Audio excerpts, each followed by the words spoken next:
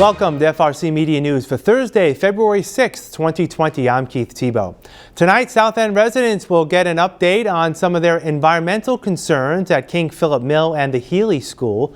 Fall River is receiving over $1.2 million in state funds to bolster public safety.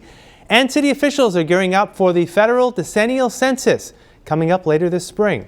We'll have those stories coming up in just a moment, but first, let's check in with Phil Devitt, the digital news editor at the Herald News, to talk on some of the news issues of the week. Phil, how are you?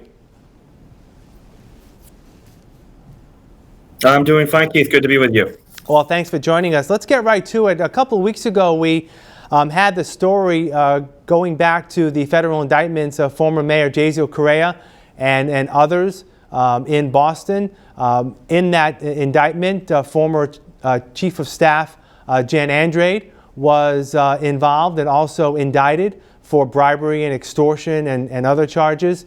A couple weeks ago, Ms. Andrade, through her attorney, was asking the judge in the case to sever her indictments from the mayor's indictments. Right now, they're currently together, and the pair are scheduled to begin the trial sometime in May. Well, this week, Phil, the federal prosecutors came back and argued against that severing with the judge, and they want to keep things together. What were their claims? Yeah, so I mean, well, this whole thing started when Ms. Andrade's attorney basically argued to the judge that linking Correa and Andrade's cases would cause prejudice against her, claiming that she's not connected to all of the allegations against the former mayor and that it wouldn't be fair to her. Well, prosecutors are now telling a judge, no, we don't want it to be that way. They should be tried together. Their argument being that, quote, they conspired together in several related schemes, unquote. That's direct from prosecutors this week. And prosecutors are also arguing it just makes sense to try the two of them together, saying that it would conserve resources and avoid the possibility of inconsistent verdicts. And now we await the decision of that federal judge to see if this will happen. As you said, the trial is scheduled to start in May. We should also note that in a second motion filed the same day as the first by Andrade's attorney, Andrade also requested a hearing to determine whether statements that she made under a grant of immunity were used against her in a grand jury or would be used against her at trial. So there are still some key questions up in the air here, Keith, as we get closer and closer to this highly anticipated trial. No indication at all from what you know on when the judge in the case will issue some sort of ruling on this? We haven't heard, but we're checking every day, and we wouldn't be surprised if it happens very, very soon. At this point, things seem to be moving rather quickly in this case. Right. And of course, if it were to be severed, then there would be a whole nother issue in terms of maybe rescheduling that May date or having one party go in May and another go at a different time. So, all right, we'll definitely continue to follow it. One thing that was in the paper, you had actually teased it last week when you left, but was in the paper over the weekend, is the 1-month anniversary of Mayor Paul Coogan's inauguration and some of the things he's learned or has done over the first month of his administration. Fill us in on what some of Joe Good found out when speaking with the mayor. Yeah, so Joe finally got to sit down with the mayor recently for some good one-on-one time, and he made clear he has a few priorities during his first leg of time in office. That top priority for him seems to be getting a full staff. He walked into an administration that has some key positions unfilled. He says, key spots need to be filled. City administrator being one of them. Mary Sahadi, who is the financial services director in the city, is the interim city administrator. Obviously, Mayor Coogan wants to find a permanent one, but also the city assessor has resigned. The treasurer resigned. So he's looking to get the right people in those offices as soon as possible. But our interview was wide ranging with the mayor. He also talked about abandoned properties being a big priority for him. He wants to get a handle on those. And he says he's making good on a campaign promise to visit every city-owned property within the first 60 to 90 days of his tenure to try to get a sense of, what the needs are there, what needs to be fixed. And he says he's a guy on the road. He's, also trying to visit with public safety here in the city. He says he has an open door policy at Government Center. He doesn't want people to be afraid to visit the mayor's office. And the second part of our coverage the other day was a coffee meeting he had with some constituents, which is something I think he wants to do more of as we go forward. But this was the first one. Again, just to hear from residents what their priorities are. And I know that from speaking to some other people, he's also heavily entrenched and looking to meet with some of the neighborhood associations.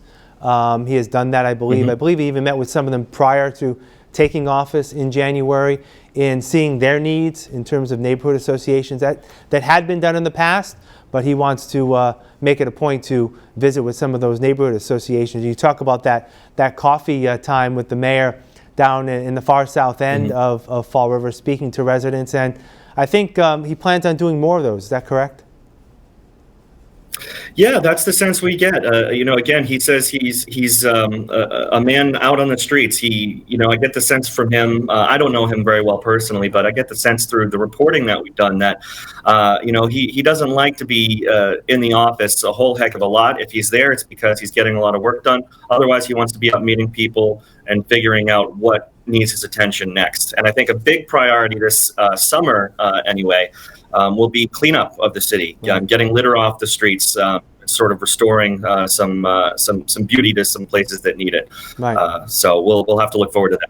So it's good to see the mayor out and about to visit residents of the city while also trying to keep in track of what's happening in the office, if you will. And again, it's been literally a month. It was January 6th, I believe. Today's February 6th, so it's been 31 days. So mayor's still feeling his way around, but it's good that he's getting out there and people are able to interact with him. So that was good. Speaking of something good, let's end this week with a story, not Fall River based, but actually in Swansea. There have been some mentions on social media here in the Massachusetts area, in Boston, of Donnie Wahlberg, the actor, leaving a huge tip at a restaurant in the Boston area, and he kind of made a challenge to others in our region to make some unexpected tips to those who serve us in that capacity. And apparently there was an individual at the Harvest Market in Swansea who left a big tip this week as well. What do we know about this? Yeah, well, so Donnie Wahlberg, 2020, he left a $2,020 tip on an IHOP bill. There was a lot of commotion online this week that the person who left the tip at Harvest Market in Swansea for a server there was also Donnie Wahlberg. We talked to the owner of Harvest Market today, the manager. Yeah. She says, don't worry, it wasn't Donnie Wahlberg. It's a gentleman who frequents the establishment. But yeah, he left a $2,000 tip for a server on Wednesday. She was the only server on the floor at the time. By the time she realized, looking at the check, that she'd been left that much money, she tried to flag the guy down in the parking lot. He was already gone. We got to speak to the server who, wanted to keep her identity quiet, but she says she goes by Lena. She's extraordinarily grateful. She's still in disbelief about it. This is the type of thing you see online all the time in those sort of viral stories and videos. But for it to happen locally is a big deal. And particularly for this person who has been waiting tables all her life, has a second job as a server, really works hard. So it's the kindness of strangers really turning somebody's day around. So it's a nice thing. I know Linda Murphy reported on this story, and it was just posted today online. Do you know if she had the opportunity to ask Lena how she would spend that kind of money, or just save it and use it to pay bills? I didn't get that far with Linda, but it certainly, a story like this gets you thinking about what you would do if somebody plopped $2,000 in your lap. Yeah. I think for me personally, I would have to resist the urge to go out and spend it on delicious food, and probably be smart and bank it and pretend I don't have it, because Right. I'll need it later on. That's right. It's always a wise How move. about you, Keith? Always a wise move, young man, to save it Yeah. for a rainy day, like today when we're filming this. All right, Phil, what's coming up over the next few Right. days? So, as usual, we're working on a lot, but from an economic development perspective, our economic development reporter, Peter Jasinski, is looking into 3 properties in Greater Fall River that were recently sold for over $1 million. So we're just taking a close look at those properties and the change of hands there. So we'll have that report probably later today and this weekend at heraldnews.com and in the print edition. All right, Phil, thanks a lot. We'll talk again next week. Take care. You too, Keith. Thank you. We'll have more right after this. Here are some job descriptions on the latest hot jobs list from the Mass Hire Fall River Career Center. On-site medical representative, Amazon Corporate, located at 1180 Innovation Way, is looking to hire a full-time on-site medical representative to provide first aid care to injured employees in the warehouse and actively analyze tasks for safety issues. Job number 1315672. Car cleaning associate. Hertz Rental Cars, located at 1672 Pleasant Street, is looking for a part-time car cleaning associate to assist with customer pickup and delivery, cleaning interior and exterior vehicles, filling all necessary fluids, and refueling. Job number 1315347.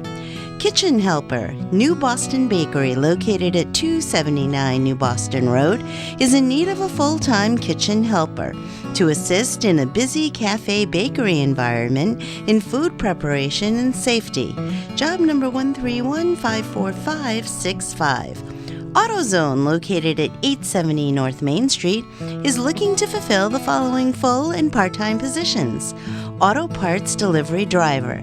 Job number 1315188. Commercial sales manager. Job number 131511624. St. Anne's Hospital, located at 795 Middle Street, is also looking to fulfill the following full and part-time positions.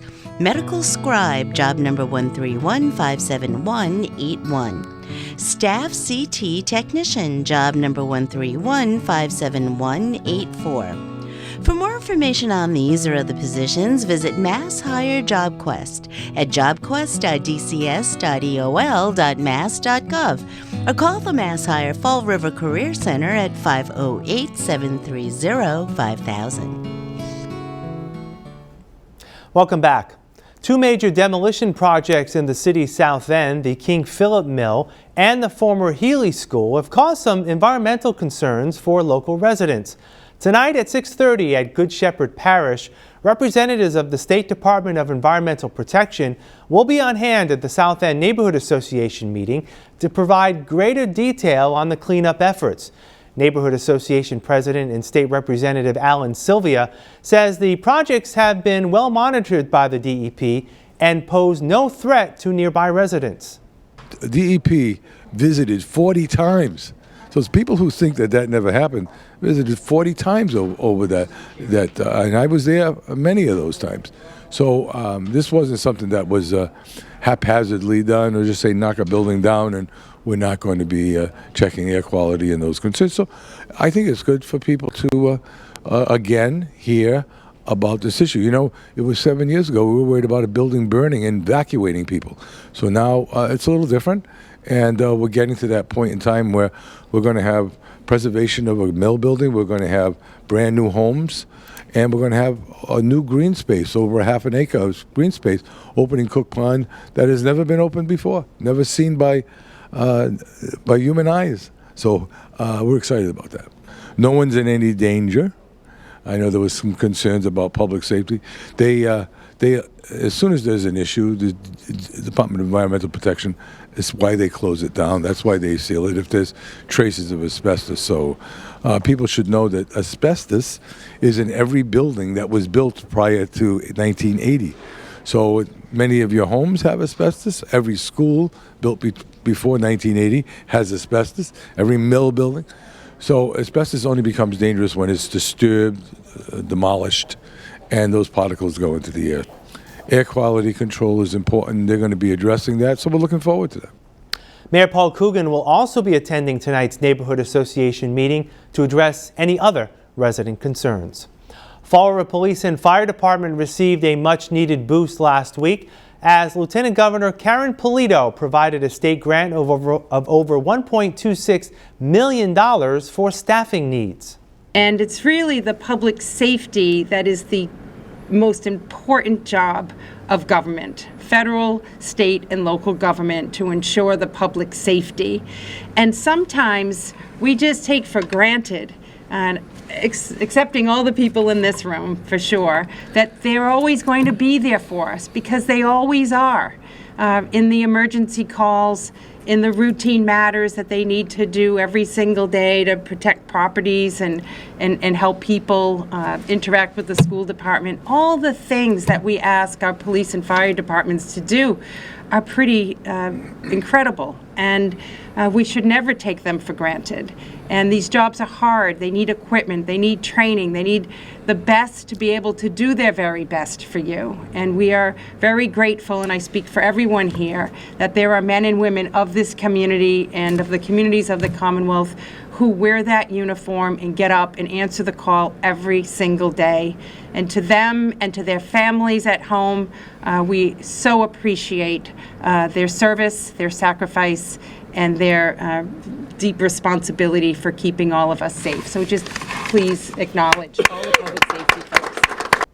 Now, the fire department is receiving over $750,000 in funding, while the police department will see an extra $509,000.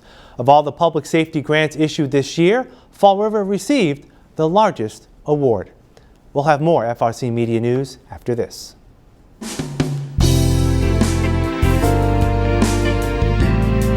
Thank you for considering a homeless pet today. I hope you enjoy what you're about to see, and as always, please feel free to contact the shelter before coming down to make sure that the pets you're viewing are still available for adoption. We can be reached at 508-677-9154.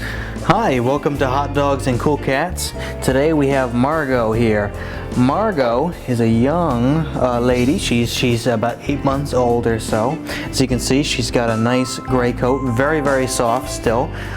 She's still very much a kitten. She can be very playful, but even for 8 months, she can also be very, very chill. She likes being picked up, getting attention. As far as what kind of home that she would do well in, she does well with other cats. She takes a little bit of time to get used to them. She would be okay with kids. So if you'd like to meet Margot, you can come down to 300 Linwood Street in Fall River, Massachusetts at Forever Paws Animal Shelter. Today we have Maggie. Maggie is a 7-year-old pit bull mix. As you can see, she certainly loves her attention. She's a very sweet girl. She's good with all kinds of people. She's very much a what you see is what you get kind of dog. But as you can see, she knows some of her cues. She knows how to sit. She'll go down. She is, however, very motivated for treats, for food, that kind of stuff, which helps a lot with training. Just because she's 7 doesn't mean that she can't learn to please. And given how sweet she is, how motivated she is, she'll learn quickly. And she's again also a pet, a working breed. They always need something to do, something to learn. She'd be very good with that. She's a very sweet girl, and if you'd like to meet her, you can come down to 300 Linwood Street in Fall River, Massachusetts at Forever Paws Animal Shelter. The federal government will be conducting its 10-year census count of all residents beginning later this spring. Fall River held a kickoff event last week preparing residents about the importance of taking part in the census. State Representative Paul Mark is leading the legislature's redistricting efforts that will take place from the outcome of the census. Representative Mark lays out the timeline on when local residents can expect to see census activity. The census is going to mail first in mid-March. They're going to mail to everybody's address an advertisement letting people know census is coming and that you can fill it out online. Filling out the census online is the preferred method for the first time in the history of the census, which dates back to 1790. And if you do not fill it out online, there will then be options for telephone. Telephone options are available in multiple languages, at least 12. There will be paper option, and then if the census doesn't hear from people about a month or two in, then the enumerators, the census takers, will actually be sent door to door and will come to your door and try to interview you. And Fall River specifically is one of the hardest to count, regarded as one of the hardest to count census tracts in the entire country. Because there are a large immigrant population, there is a low self-response rate. The estimated self-response rate was 67% last time. So it's so important that Fall River and all of Massachusetts get counted fully, accurately, and fairly. And then we're going to take those numbers on the Committee on Redistricting, and we're going to redraw the lines for the State House, the State Senate, the Governor's Council, and the U.S. House of Representatives. And so it's extremely important to make sure that Fall River and Massachusetts has its full and complete voice represented in Boston and in Washington.